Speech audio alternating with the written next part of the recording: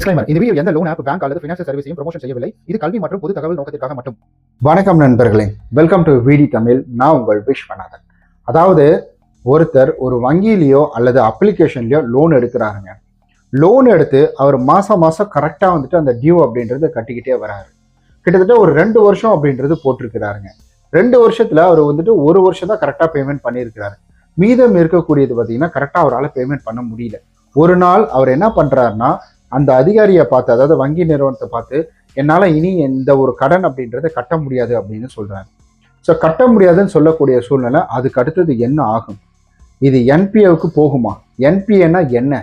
நான் performing asset அப்படின்னு சொல்றாங்க. இந்த என்பிஏ போனதுக்கு அப்புறம் வங்கி என்னென்ன விஷயங்களை கையாளும் அப்படின்ற எல்லாவற்றையும் ரொம்ப தெளிவாக ரொம்ப வந்துட்டு கிளாரிட்டியாக உங்களுக்கு புரியும் வகையில் இந்த ஒரு வீடியோவில் நான் சொல்ல போகிறேன். வீடியோ ஸ்கிப் பண்ணாமல் கடைசி வரைக்கும் பாருங்க. இதெல்லாம் சொல்றதுக்கு நான் ஃபினான்ஷியல் அட்வைசரோ லீகல் அட்வைசரோலாம் கிடையாது. இது முழுக்க என்னுடைய அனுபவத்தை தான் நான் உங்ககிட்ட பகிர்ந்துக்கிறேன். வீடியோ ஸ்கிப் பண்ணாமல் கடைசி வரைக்கும் பாருங்க. என்பிஏ, அதாவது என்பிஏ அப்படின்றது பார்த்தீங்கன்னா நான் பெர்ஃபார்மிங் அசட் அப்படின்றது தெரியுங்க. இந்த நான் பெர்ஃபார்மிங் அசட்டுக்குள்ள எப்படி வருவார்? ஒரு வங்கியில லோன் எடுத்தவர் அவரு தொடர்ந்து 90 நாட்கள் இந்த ஒரு லோனை கட்டாமலே விட்டுட்டாரு அப்படின்னா, அது கவர்மெண்ட் ஹாலிடே எதுவாக இருந்தாலும் சரி, 90 நாட்கள் இந்த லோனை கட்டாம விட்டுட்டார் அப்படின்னா, அப்போ இந்த லோனாகப்பட்டது என்பிஏ அப்படின்றது வங்கியின் மூலியமாக அதை உறுதிப்படுத்தப்படும். என்பிஏனா இது வந்துட்டு வரா கடன் அப்படின்ற மாதிரி சொல்லுவாங்க. அதாவது இந்த கடன்னால நமக்கு பெருசா வருமானம் வராது அப்படின்ற மாதிரி இதை ஒரு கணக்கு அப்படின்றத வந்துட்டு அந்த வங்கி நிறுவனம் அப்படின்றது வச்சிடும். இதை வந்துட்டு வரா கடன் லிஸ்ட்ல அப்படின்றத வந்து சேர்த்திடுவாங்க. அப்போ அடுத்த கட்டம் இதுல என்ன நடக்கும்? எடுத்த உடனே இந்த வரா கடன், அதாவது என்பிஏக்குள்ள வந்துருவோமா அப்படின்னு கேட்டீங்கன்னா கிடையாதுங்க. முதல்ல உங்களுக்கு கால்ஸ், மெசேஜ் இதெல்லாம் ரிசீவ் ஆகும். ரிசீவ் பண்ணி ரீமைண்டர் அப்படின்றது கொடுப்பாங்க. அடுத்த கட்டம் அப்படின்றது பார்த்தீங்கன்னா உங்களுக்கு 30 நாளுக்கு அப்புறம் இதில் வட்டி விகிதம் அப்படின்றது வந்து போடுவாங்க. அதுக்கப்புறம் 60 நாள் அப்படின்றது பார்த்தீங்கன்னா சீரியஸாக வட்டி விகிதம் அப்படின்றது இதில் ஆட் ஆகும். அதுக்கு அடுத்தது தான் இந்த ஒரு கான்செப்டுக்குள்ளேயே வருவாங்க. அதாவது என்பிஏ அப்படின்ற ஒரு கான்செப்டுக்குள்ள நான் பெர்ஃபார்மிங் அசட் அப்படின்றதுக்குள்ளேயே வருவாங்க. இதுக்கு நிறைய ஸ்டேஜஸ் இருக்குங்க. ஸோ அதுலேயும் குறிப்பாக நிறைய கால்ஸ், மெசேஜ், ஹவுஸ் விசிட் இந்த மாதிரி விஷயங்கள் சில படிகளை தாண்டி தான் இந்த ஒரு இடம் அப்படின்றதுக்குள்ளே வர முடியும். சாதாரணமான ஒரு நிறுவனம் அப்படின்றது அவ்வளோ சீக்கிரம் இந்த என்பிஏ அப்படின்றதுக்குள்ளே விட்டுற மாட்டாங்க. அதுக்குள்ளே ஏதாவது ஆஃபர் கொடுக்கறது, ஏதாவது வந்துட்டு பெனிஃபிட்டை கொடுத்து இந்த லோனை க்ளோஸ் பண்ணுறது அப்படின்ற மாதிரி சில விஷயங்கள் அப்படின்றத பண்ணுவாங்க. இல்லை கலெக்ஷன் ஸ்ட்ராட்டஜி வந்து யூஸ் பண்ணுறது, இந்த மாதிரி விஷயங்கள் அப்படின்றது பண்ணுறதுக்கான வாய்ப்புகள் அப்படின்றது நிறைய இருக்குது. முடிந்தவரை இதை இந்த ஒரு இடத்துக்கு கொண்டு வர மாட்டாங்க. ஏன்னா இப்படி வந்துருச்சுன்னா 1 மாதம் கட்டாதவங்கள பக்கெட் 0 அப்படின்னு சொல்லுவாங்க. 1 மாதத்துக்குள்ளே இருக்கிறவங்க 1 மாதம் தாண்டிட்டா பக்கெட் 1 அப்படின்னு சொல்லுவாங்க. இந்த பக்கெட் 0ல இருக்கக்கூடியவங்க பக்கெட் 1க்கு வந்துட்டாலே அவ்வளோ கேள்வி நடக்கும். அந்த கலெக்ஷன் பர்சன் போறாங்க பார்த்தீங்கன்னா, அவங்க அவ்வளோ கேள்வி கேட்பாங்க. பக்கெட் 0ல இருக்கக்கூடியவங்க பக்கெட் 1க்கு மூவ் ஆயிட்டாங்கன்னா, ஏன்னா இவங்களாம் கரெக்டாக கட்டக்கூடியவங்க. இவங்களே நீங்கள் சரியாக ஃபாலோ பண்ணி காசு வாங்கலைன்னா அப்புறம் எப்படி? ஏன்னா பேங்க் அப்படி தான் கேட்கும். நீ போய் சண்டை போட்டாத வாங்க அப்படின்னா பேங்க் சொல்லாது. ஒரு சில நிறுவனங்கள் சொல்லலாம், ஆனால் அதிகமாக பேங்க் அந்த மாதிரி விஷயங்களை சொல்லாது. நீ போய் சண்டை போட்டாத வாங்க. ரூல்ஸ் என்ன எக்ஸ்பிளைன் பண்ணியா? சொன்னாங்களா? ஒத்துக்கலையா? சரி, ஓகேவா? அவ்வளோதான். ஸோ பேங்க்கோட ரூல்ஸ் இதுதான். ஆர்பிஐயோட ரூல்ஸும் அதுதான். அதுக்கப்புறம் நம்ம லீகலாக என்பிஏ போட்டுக்கலாம், அதுக்குள்ளே பார்த்துக்கலாம் அப்படின்ற மாதிரி வந்துட்டு அதை லிபரல் பண்ணிடுவாங்க. ஆனால் இங்கே 0ல இருந்து 1க்கு வந்தாங்களாலே அவ்வளோ பிரச்சனை. 1ல இருந்து 2க்கு வந்துட்டாங்கன்னா அதை விட பிரச்சனை. 2ல இருந்து 3க்கு போகிறதுக்குள்ள ஒரு வழி பண்ணிடுவாங்க அந்த கலெக்ஷன் பர்சன் அப்படின்றவங்கள. அப்போ என்பிஏ வந்ததுக்கு அப்புறம் என்ன ஆகும் அப்படின்னு கேட்டிங்கன்னா, அந்த வங்கியோ அந்த அப்ளிகேஷன் நிறுவனமோ உங்களை தொடர்பு கொண்டு இந்த செட்டில்மெண்ட் ஆப்ஷன் இருக்கு, இதுக்குள்ள போறீங்களா அப்படின்ற மாதிரி கேட்பாங்க. அதிகமா செட்டில்மெண்ட் ஆப்ஷன் கேட்பாங்க. அதிகமா இவ்வளவு நாள் கட்டாம இருக்கிறீங்க, முதல்ல அந்த காசை கட்டுங்கன்னு தான் ஃபர்ஸ்ட் சொல்லுவாங்க. அதுக்கப்புறமேட்டு நீங்க சூழ்நிலையை எடுத்து சொன்னீங்கன்னா செட்டில்மெண்ட் ஆப்ஷன் போறதுக்கான வாய்ப்புகள் அப்படின்றதும் இருக்குது. ரீஸ்ட்ரக்சர் பண்ணி தரதுக்கான வாய்ப்புகள் அப்படின்றதும் இருக்குங்க. அதுக்கு அடுத்தது அப்படின்றது பாத்தீங்கன்னா, சிலது பெரிய தொகை அப்படின்றதுனா லீகல் ப்ராசஸ் எல்லாம் போகும். அதாவது இந்த பணத்தை ரெக்கவரி பண்றதுக்காக லீகல் ப்ராசஸ் எல்லாம் போகும்.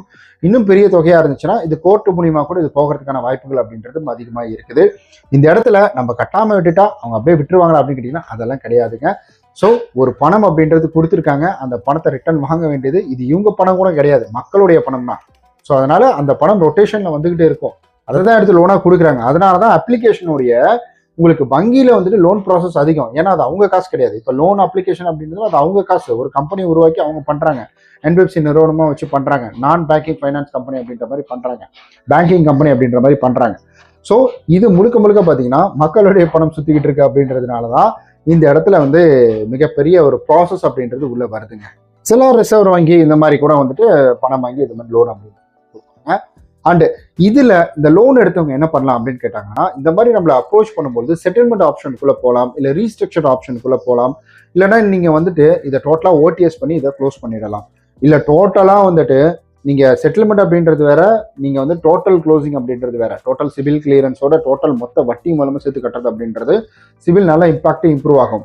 உங்களுக்கு ஓடிஎஸ் அப்படின்றது ஒன் டைம் செட்டில்மெண்ட் அப்படின்றதுனா சிவில் இம்பாக்ட் ஆனது தான். ஸோ வந்துட்டு உங்களுக்கு சிவில் ஏறாது, அதே ஸ்டேஜ்லேயே இருக்கும். அதுக்கடுத்து நீங்கள் ஏதாவது லோன் எடுத்து கரெக்டாக கட்டிங்கன்னா போகும். ரீஸ்ட்ரக்சர் அப்படின்னா ஸோ மறுபடியும் நீங்கள் வந்துட்டு ஃபர்ஸ்ட்லேருந்து இஎம்ஐ கட்டுற மாதிரி அந்த டென்யூர் டேட் எக்ஸ்டெண்ட் பண்ணியோ, ஸோ அந்த இடத்துல அவங்களோட டேர்ம்ஸ் அண்ட் கண்டிஷனுக்கு என்ன வருதோ அதுக்கு தகுந்த மாதிரி வந்துட்டு ஆப்ஷன்ஸ் அப்படின்றது கொடுப்பாங்க. ஸோ இந்த ஒரு ஆப்ஷனை தான் யூட்டிலைஸ் பண்ணிப்பாங்க. சிலர்லாம் கரெக்டாக இந்த மாதிரி டைமில் வந்துட்டு கரெக்டாக யூட்டிலைஸ் பண்ணிப்பாங்க. இதை பண்ணும்பொழுது நமக்கு நிறையா பெனிஃபிட் அப்படின்றது கிடைக்கும். ஸோ அதே போல் டிஸ்அட்வான்டேஜும் இருக்குது, அட்வான்டேஜும் இருக்குது. இப்படி தான் என்பிஏ ப்ராசஸ் அப்படின்றது நடக்கும்.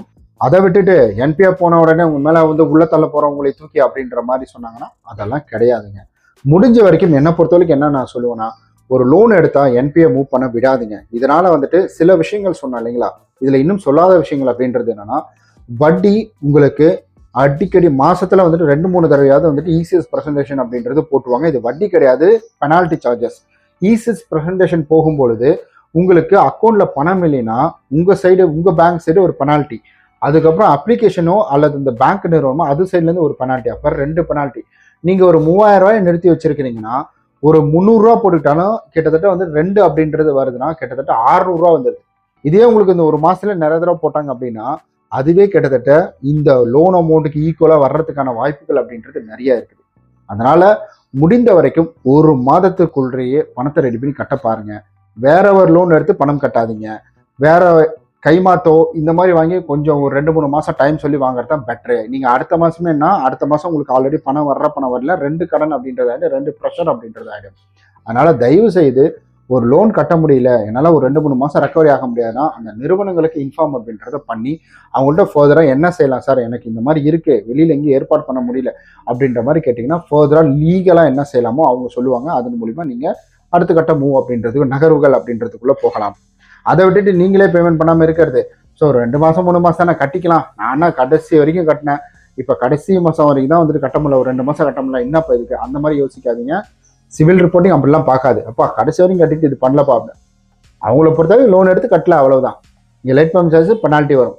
1 ரூபா கூட மிச்சம் இருந்தாலும் கிரெடிட் கார்டில் வந்து 1 ரூபா கம்மியாக இருந்தாலும் நீங்கள் 1 லட்ச ரூபா லோன் கட்டலைன்னா 1 லட்ச ரூபா கட்டிட்டீங்க அப்படின்னாலும் 1,01,000 ரூபாயில 1 ரூபாய்க்கான வட்டி வராது, இங்கே மொத்த தொகைக்கான வட்டி அப்படின்றத வரும். ஸோ தயவு செஞ்சு அண்டர்ஸ்டாண்ட் பண்ணிக்கோங்க. ஃபர்தராக இது ரிலேட்டடாக வேறு ஏதாவது கேள்வி கேட்டுருந்துச்சுன்னா அந்த இடத்துல சொல்லுங்கள். So I'm not a financial adviser. ஸோ இந்த இடத்துல மறுபடியும் நான் இது ஒரு கிளாரிஃபை பண்ணிக்க விரும்புகிறேன் நான். ஏன்னா இந்த மாதிரி வந்துட்டு விஷயங்கள் அப்படின்றதுல வந்து நம்ம ஒரு ரெஸ்பான்சிபிலிட்டியாக இருக்கணும் அப்படின்றதுக்காக தான் இதை நான் அடிக்கடி சொல்கிறேன். ஸோ இந்த வீடியோ பிடிச்சிருந்தா லைக், சப்ஸ்கிரைப், ஷேர், கமெண்ட் பண்ணிடுங்க. தெரியாத விஷயத்தை தெரிஞ்சுக்கிட்டிங்கன்னா யூடியூப்ல ஹைப் அப்படின்னு சொல்லிட்டு ஒரு ஆப்ஷன் இருக்குது. நீங்கள் அந்த கமெண்ட் இருக்கு பார்த்தீங்கன்னா அதை இப்படி தள்ளி விட்டிங்கன்னா ஹைப் ஆப்ஷன் வரும். அந்த ஹைப் கொடுத்துட்டு போயிடுங்க.